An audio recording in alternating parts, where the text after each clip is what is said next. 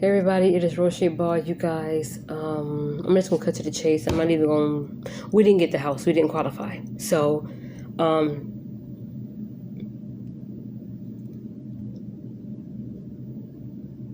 certain things you just have to, it's hard to take in. I can't just look at this whole disqualification of not getting that house. I can't just look at that and be like, okay, God, what's next? Because I'm not there yet. Maybe that's the part of me not being spiritually mature, but I'm not there yet to be like, okay, God, I didn't get it, so what's next? I'm at the point where I'm mad now, to the point where my prayers are going to be a little bit more what it is going to be. I mean, disrespectful? No, but just really firm, yeah. Because when you're tired of dealing with disappointment, maybe you need to pray a little bit more harder, or maybe you need to make sure that you're not doing anything to jeopardize, forfeit, or delay your own promises, so that way things can happen smoothly. I don't know. Because this definitely wasn't something that just me and my sister and my nephews wanted. This is something that my other sister wanted, my mom wanted, so we can be closer to the family. And I still believe it's going to happen, but sometimes that mustard seed gets cut in half, and then that half gets cut in half, and I have 1/4 of that mustard seed. And that's really nothing for God to work with. He said a mustard seed, not 1/4 of it. But sometimes I feel like right now, I only have 1/4 of it. I have a little speck of it, the mustard seed. I don't know how to fall, scrape my knee, and just get up and run like nothing happened. I have to look at my knee, examine the scrape, see if it's going to bleed, go for a while and just sit there for a while and just take it in. It's hard for me to just get up and just go. I'm not Wolverine. I don't heal that fast, from certain things, because I'm so devastated about the smallest things that are so minute. And to other people, it might be like, oh, God got something better. That's easy for you to say. But I don't like dealing with disappointment. And what we've been dealing with this year is enough to say life. If you're there. I'm not there where I'm like, forget life. I'm taking myself out. I'm trying not to do things myself. I'm trying not to take matters into my own hands, because I'm 2.5 seconds away from being there. But I know the consequences of doing that. And right now, I've been listening to, before I took this break, I've been listening to Transformation Church, Michael Todd, talk about hasty faith. And he mentioned how Saul just gave the burnt sacrifices, and had he waited for Samuel, he wouldn't have lost his inheritance forever. And the more of the whole story is, sometimes your hastiness can cost you forever, and I don't want that. Still being alive, not being able to inherit nothing, all because I didn't wait. So it's hard for me to admit that, but I get to the point where I get so hurt from devastation, I just want to do things myself. Because waiting and being patient is not my friends right now.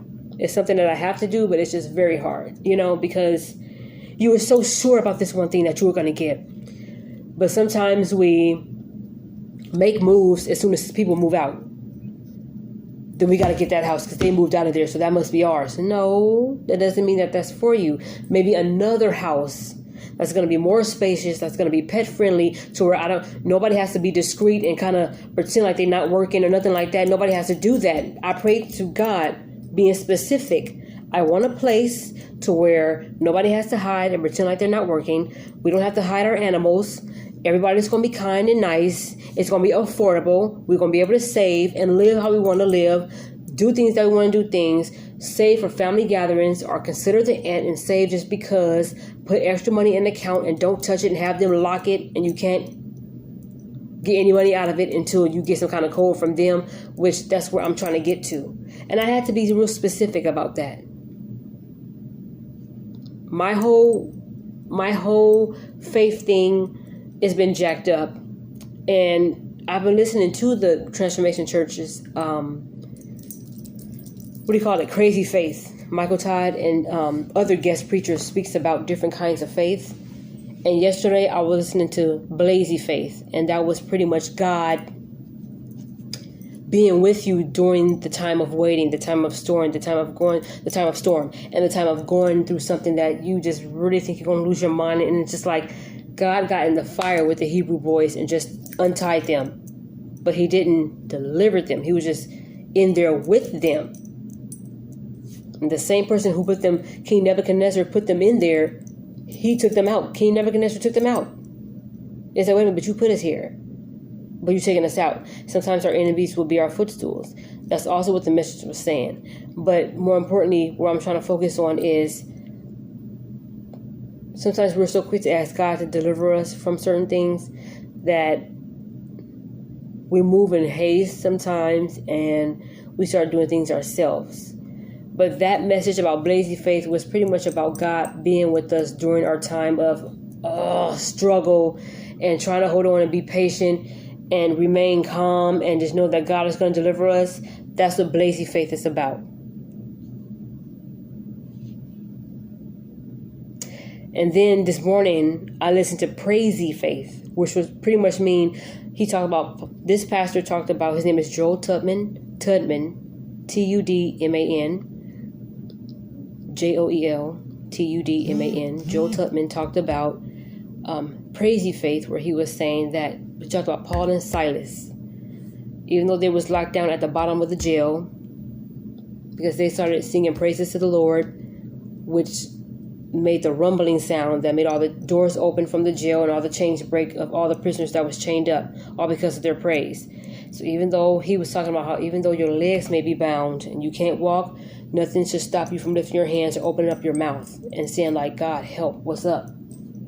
Or whatever the case is, or just not even asking for help, but just start saying praises, thank you, God, and we bless your holy name and all that. So these faith series really helped me out, and I really think the one that's very hard for me to listen to right now is Hasty Faith, but I'm getting another dose because I was 2.5 seconds away from emailing the lady from that house and saying, okay, what is it that disqualified us? Can you please be specific and let us know, or let me know, why is it that my sister and I can't have this place? In the words of Cat Williams, don't worry, I'll wait. But I'm glad I didn't do that, because that may have ruined things for me or for us again in the future. Sometimes that happens. Even if you call in just out of curiosity, like, just out of curiosity, what was it that disqualified us? Sometimes you're not going to always get an answer as far as why somebody don't want you, or why that job wasn't yours, or that place or that house wasn't yours, or why these group of friends don't want to hang out with you. Sometimes you're not going to get an answer, even though you've done all you can do and you know you have not done anything wrong. You just plain don't get no answer. And that's why it's so hard for me to get over things, because I don't get the answers why. If I did, it would still hurt, but at least I will have that end result of, okay, I know why. That person may be wrong because I ain't like that, but thank you for telling me anyway. A lot of times you're not going to get nothing out of nobody as to why they don't want you, or you can't have this job, or that house just wasn't for you. And then you start to think, then what is then? It's hard for me to just pick up and keep going as if nothing, without a Band-Aid, without Neosporin, without a little alcohol on my scraped knee because I just fell and ouch, it hurts. I don't even want to finish this race because ouch, this scar. Did you see this? I skinned my knee. Ouch. And you're doing this heavy duty limping as if you're so hurt. Lord, take away me and do your thing. That's all I can say.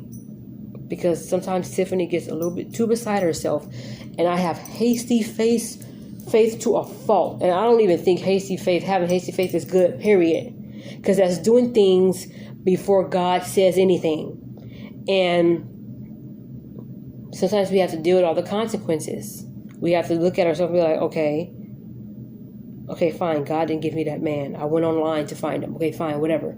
Now I'm wondering why he's acting stupid. And I'm going to God and I'm saying, Lord, if he wasn't for me, then why did you make me so happy? Why did I go this far in a relationship if he wasn't for me? And we have to look back at ourselves and be like, okay, God didn't pick that for me. That's why. Maybe God didn't pick that house for us that we were so hopeful about. We just knew that somebody was moving out. That house was going to be vacant soon. And maybe that house wasn't for us. We just jumped on it because, something is emptying. Somebody's moving out, so let's just jump on it. I always still think in the back of my mind, that first place where my sister and I and my nephew got out and actually touched that house, and my sister touched the tree, and I think my nephew put his foot on the, I think he was trying to tie his shoe, but he put his foot on the gate. Somewhere in the back of my mind, I really feel like, what if that house comes back around and end up being ours? because if you guys would have saw the look on my sister's face, as if, you know how when you finally fall in love with someone, even though I don't know what that's about. So I thought I was in love with somebody. She had to look like you can tell she wasn't like, and that's the house she talked about. That's the house that, gave her, and her looking at her face and her hope gave me hope. Sometimes your hope comes from somebody else's too, and it gives you hope, and then you have hope. Sometimes it may not happen on your own, you being hopeful on your own. Sometimes you will see something and somebody be like, wow, I want that hope right there. And we touched and agreed, and we literally touched the tree in the front yard. I touched the back of the house.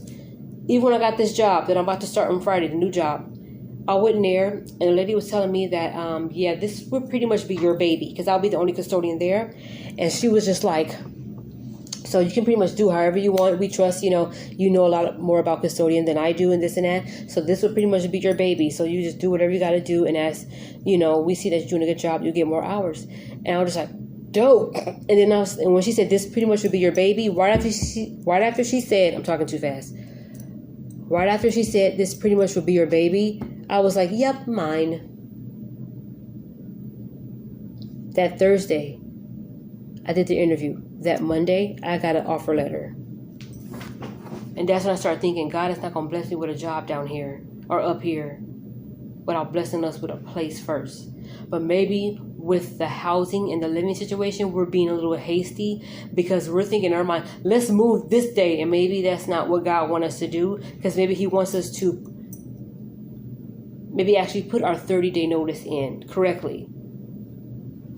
And maybe he wanted me to put my 2 weeks notice in correctly when it comes to the jobs. Because I made some hasty moves even before I got an offer letter for this job. I said, I went to the interview and I pretty much got it. So, no, I won't be coming back. I will be leaving soon. I never said I won't be coming back, but I let them know I will be leaving soon. So, without having a start date or anything, I just gave them some. Then I had to turn around, call everybody back, send a lot of emails right back the next morning asking, can I just don't process my separation yet? Let me just stay here until I give you guys a start date. So I put my 2 weeks in last week. And my start date of my job is Friday. At first it was going to be Monday, but they're asking me to start earlier and it's going to be Friday. Sometimes I be so like, I already know what time and when on what day I want to do stuff and what month I want to do stuff. And this is it. And maybe that may not be God's. That's probably why we didn't get the first house. That's probably why we didn't get this one, because we wanted to move when we wanted to move, and we put our own time of when we gonna move in, and it just don't work that way. So we're probably looking at this September or whatever. So yeah, so pretty much, we didn't get the house, but I know there is something better. We better get better, and we need to get better. So, with that being said, that's all I wanted to say, you guys. I just wanted to come over here and show you guys and just tell you guys about that. Please check out Transformation Church's YouTube channel, Michael Todd, and they have guest churches speaking about a lot of different things, not just about faith, but relationship goals, and they have other things too. And he has a lot of other series there too. Just go to his playlist, go to Transformation Church YouTube channel, subscribe, and go to his playlist where it says home, and then it says videos and playlists. And it will show you different things that he talked about. I went straight to the crazy faith one because sometimes I need a reminder about faith right now.